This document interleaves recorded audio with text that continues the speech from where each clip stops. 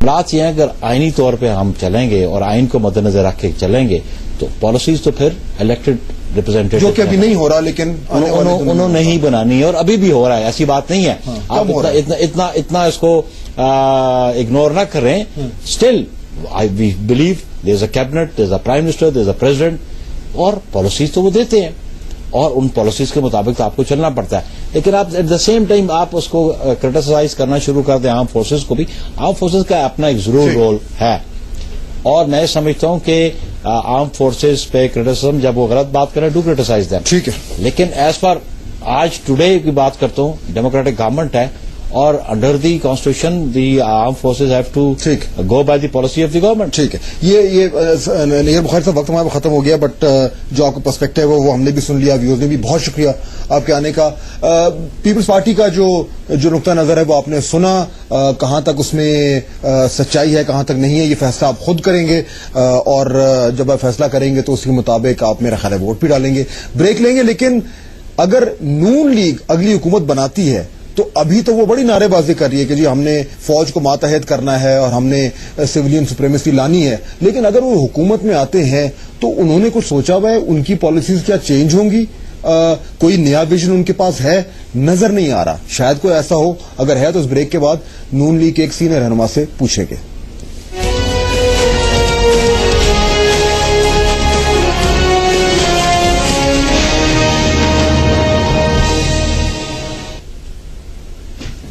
ये तो थी हुकूमत की राम कहानी। अब जरा अपोजिशन पर भी नजर डालते हैं।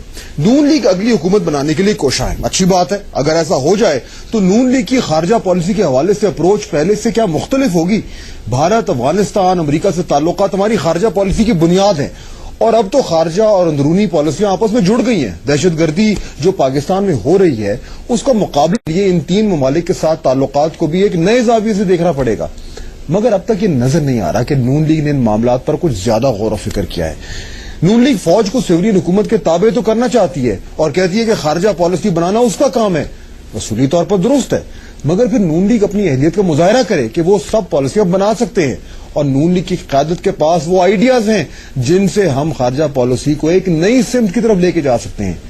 क्या ऐसा हो सकता है? बात करते हैं जफर अली शाह साहब से। बहुत शुक्रिया, तशरीफ लाए, नून लीग के सीनियर मेंबर हैं। शाह साहब, नून लीग जब पहले रही है तो उसने कुछ खास उस हवाले से परफॉर्मेंस नहीं दिखाई, फिर उसको कुछ तल्ख तजुर्बात भी हुए फौज के साथ जो हम जानते हैं। अब अगर आपकी हुकूमत आती है अगली, तो ये जो बड़े मामलात हैं, अफगानिस्तान पे जंग छिड़ी हुई है, एक बड़ा इशू होगा इलेक्शंस में भी, भारत के साथ ताल्लुकात हैं, अमेरिका के साथ, कोई नई सिमत का तयन करने के लिए तैयार है पार्टी? फाज साहब, देखें, मैं अर्ज करूं कि पाकिस्तान मुस्लिम लीग इस मुल्क की बहुत बड़ी जमात है और जिस तरह आपने ये फरमाया कि दहशत गर्दी की वजह से फॉरेन पॉलिसी और इंटरनल पॉलिसी शायद आपस में कोई इंटरलिंक हो गई। इंटरलिंक तो होती हैं हमेशा ही, मतलब दहशत गर्दी की जंग नहीं भी थी तब भी पाकिस्तान मुस्लिम लीग और पाकिस्तान मुस्लिम लीग की क़यादत की जो खारजा पॉलिसी के जो हेडलाइंस है वो तो मैं क्लियर कर दूं आपको कि हम एक आजाद इंडिपेंडेंट खारजा पॉलिसी के साहब, इसका अल्फाज का मतलब कोई नहीं मतलब है मतलब है और मैं आपको पीछे ले जाऊंगा 97 में, क्योंकि 99 में हम इशू की बात करेंगे। ये बात है, ये लिंक्ड है, ठीक है ना जी, वो तो ये नहीं, लेकिन उसमें फौज आपके साथ थी। मेरी फौज ने कहा था कि जी हमले करें। नहीं, फौज कितना कुछ साथ थी। देखिए जी, फौज का साथ होना या ना होना ये इसीलिए तो हमारी खारजा पॉलिसी का बेड़ा गर्क किया है। मतलब वही मैं पूछ रहा हूँ कि अगर फौज एक सिम जारी है, फाद मैं याद करूँ ना, बहुत सारी एबीसी ठीक करनी है हमने अपने मुल्क की। आज क्या हमारे मुल्क की खारजा पॉलिसी फौज चलाएगी?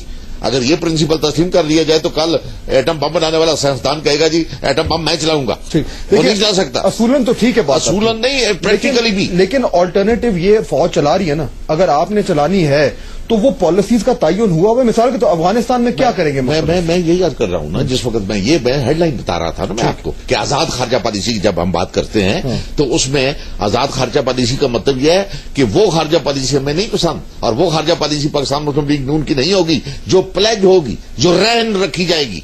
रैन रखने के लिए हम दोस्ती के भी ये खुदा न खास्ता بعض لوگ بڑے غلط نکال لیتے ہیں. میں نہیں اور جی ہم امریکہ کے ساتھ لڑائی لڑ لڑائی بڑائی والی بات نہیں ہے. لیکن اگر بات دوستی کی ہے, بات خارجہ پالیسی کی ہے, وہ جو کہ بات کریں نا اسپیسیفکلی جو بڑے ایشوز ہیں نا, یہ تو ہم سارے کہتے ہیں. بتائیں نا, مثال کے طور پر کشمیر کا مسئلہ ہے, ٹھیک ہے, ہماری پالیسی ہمیشہ رہی ہے کہ جہادیوں کو ہم سپورٹ کرتے رہے ہیں, وہ وہاں پہ لڑتے رہے ہیں, ان کے دفاتر پاکستان میں ہیں, وہاں وہ بند کر دیں گے ملیٹنسی, آپ کہیں گے جی غلط نہیں مکس کر رہے ہیں نا, آپ دیکھیں نا میں مکس کر پاکستان کی جو خارجہ پالیسی رہی ہے ٹوورڈز کشمیر, اور کشمیر کے مسئلے کو بھی ہماری اس غلط خارجہ پالیسی کی وجہ سے ہمارے اسی امریکہ دوست نے نقصان پہنچایا ہے. ملیٹنٹس کی یا جہادیوں کی یا وہاں پر انٹروڈرز کی ہم نے کبھی امداد نہیں کی.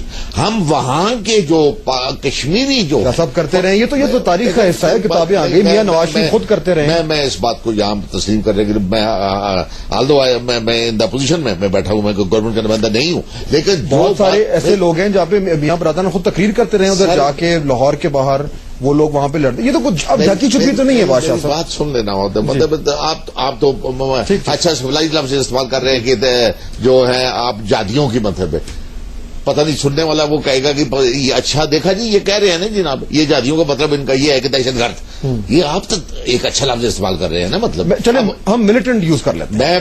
میں نہ ملیٹنٹ نہ جہادی کی میں نہیں. سوال یہ ہے کہ وہ کشمیر کا مسئلہ, کشمیریوں کی آزادی, کشمیری اپنے طور پر لڑ رہے ہیں مطلب, اور یہ ریکارڈ کی بات ہے وہ, اور جس سے وہ وہاں پر ہندوستان نے اپنی پوری فوج جو ہے وہاں پر رکھی ہوئی ہے.